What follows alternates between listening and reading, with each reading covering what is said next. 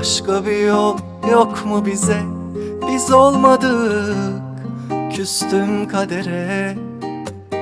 Sözlerin cezası da yok, atma ateşe.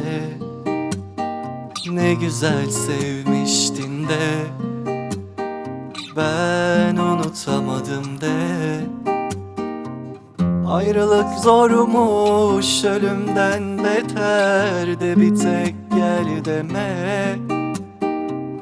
Ayrılık çok zor, ölümden beter, bir tek gel deme.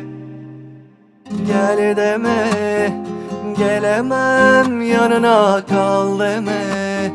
Kalmadım ki sana, her şeyimi harcadım uğruna, dokunma, bunu yapma bana. Gel deme, gelemem yanına, kal deme.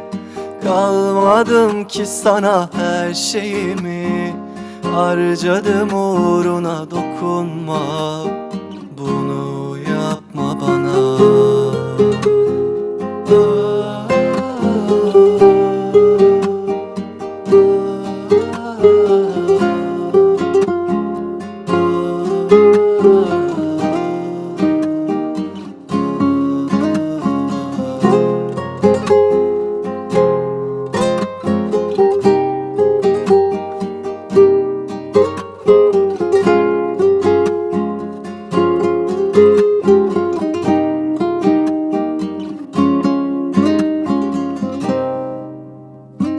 Gel deme, gelemem yanına, kal deme.